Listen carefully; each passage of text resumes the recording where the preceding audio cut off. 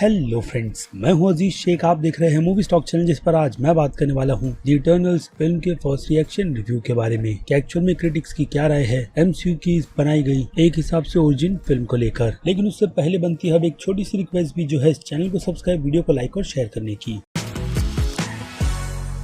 तो फ्रेंड्स, तो finally eternals film के फर्स्ट रिएक्शन रिव्यू निकल कर आ गए हैं, जिससे हमें ये पता चलता है कि फैंस और क्रिटिक्स का क्या कहना है इस फिल्म को लेकर, जिन्हें एक्चुअल में ये फिल्म दिखा दी गई है। वेल, तो जो सबसे पहली कंफर्मेशन है वो है फिल्म के 2 पोस्ट क्रेडिट सीन, जिनमें से एक फिल्म के फ्यूचर को सेट करेगा और दूसरा पूरे के पूरे एमसीयू को बदलने वाला है। कैसे, फिलहाल तो उसकी डिटेल मेरे पास नहीं है और मैं स्पॉइलर की डिटेल में जाना भी नहीं चाहता। लेकिन फिल्म से ज्यादा इंटरेस्टिंग अगेन फिल्म का वो एंड का पोस्ट क्रेडिट सीन ही है, जो एमसीयू के यूनिवर्स को पूरी तरीके से बदलने वाला है। और इसके लिए फैंस पूरी तरीके से प्रिपेयर नहीं है, ये बात भी बिल्कुल साफ साफ क्रिटिक्स की तरफ से कही गई है। यानी कि इस फिल्म का पोस्ट क्रेडिट सीन भी शैंग-ची फिल्म के लेवल का रहेगा या फिर उससे भी काफी ज्यादा बड़ा, ठीक Venom let there be a Carnage film की तरह। बाकी फिल्म के रनिंग टाइम को लेकर जो मैंने आपको डिटेल दी थी वो अब यही है कि ये फिल्म 2 आवर्स एंड 37 मिनट्स की है और इस फिल्म को 2 टाइमलाइन में बांटा गया है, जिसमें से एक टाइमलाइन इटर्नल्स की ओरिजिन बताएगी, यानी कि शुरुआत, जो लगभग हमें 7000 साल पहले की स्टोरी बताने वाली है। और फिल्म में उसका पोर्शन कंफर्मेशन के हिसाब से 40% का रहेगा,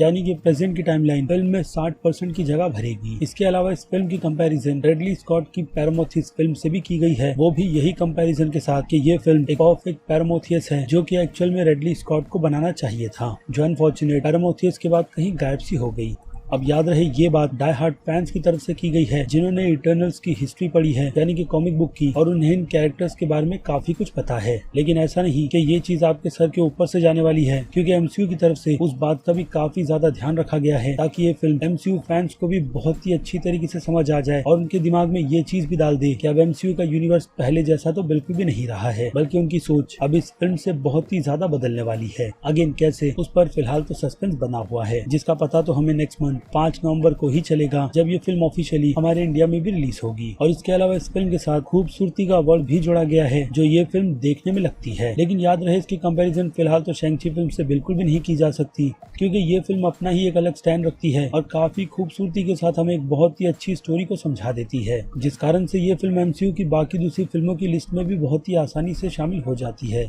लेकिन इन सब के चलते इस फिल्म से उम्मीद आप इतनी भी ज्यादा मत लगा कर रखिएगा, खास करके शैंग-ची फिल्म को देखने के बाद, वरना वो उम्मीद कहीं ना कहीं आपको थोड़ा बहुत निराश तो करेगी ही, क्योंकि शैंग-ची फिल्म एक अलग ही लेवल की फिल्म बनाई गई थी एमसीयू की तरफ से, जिसकी किसी भी फैंस ने उम्मीद बिल्कुल भी नहीं लगाई थी और उन्हें मिला वो। लेकिन इटर्नल्स फिल्म भी उसी तरीके का एमसीयू की तरफ से किया गया एक डिफरेंट एक्सपेरिमेंट है, जिसे फैंस को सपोर्ट करना चाहिए, जिसकी ये फिल्म हकदार है। इसके अलावा एक्टर्स की परफॉर्मेंस की भी बात करें तो उन सभी की तारीफ भी की गई है, जिसमें सलमा हैक जैसे एक्ट्रेस का नाम तो कम है, साथ ही साथ एंजेलिना जूली का भी, क्योंकि ये फिल्म पूरी तरीके से गीमा चेन, किट हैरिंगटन और रिचर्ड मैंडिसन की स्टोरी पर ज्यादा फोकस करती है, जिन सभी का बैलेंस फिल्म में बहुत ही अच्छी तरीके का बनाया गया है। अगेन कितना उस पर सस्पेंस है। बाकी एमसीयू के पहले गे कपल ब्रायन ट्री और हैज स्लिम की भी तारीफ की गई है, इसी कांग्रेचुलेशन के साथ कि वो दोनों एमसीयू के पहले गे कपल बने हैं। और हाँ, एक और चीज भी मेंशन की गई है, जो है मकारी के कैरेक्टर की भागने की स्पीड फोर्स, जिसे एमसीयू में बहुत ही डिफरेंट तरीके से यूज कर एक और चीज भी बता दी गई है कि इमेजिनेशन की कोई भी सीमा नहीं है। बाकी अगेन फिल्म की ज्यादातर तो तारीफ इसकी खूबसूरती को ही लेकर की गई है कि फिल्म स्क्रीन पर बहुत ही ज्यादा खूबसूरत लगती है, जिस पर एमसीयू की तरफ से दिल खोलकर खर्चे किए गए हैं। बाकी अगर आपके दिमाग में ये चीज भी चल रही होगी कि एमसीयू की तरफ से इस फिल्म को बनाने का रिस्क क्यों लिया गया है, तो उसका जवाब भी ये फिल्म आपको बहुत ही अच्छी तरीके से दे देगी।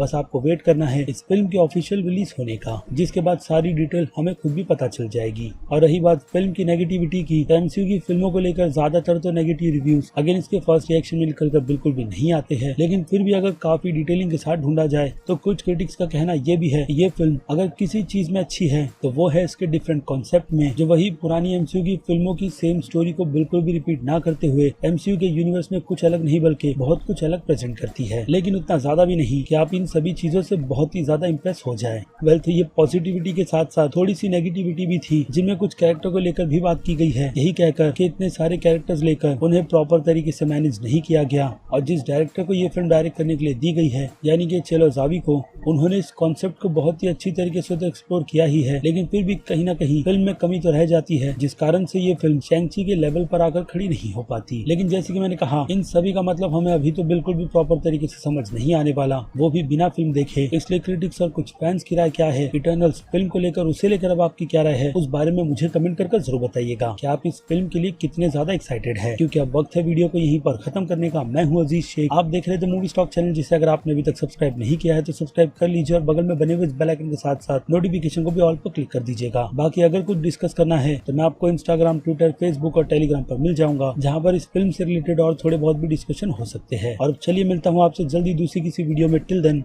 बाय।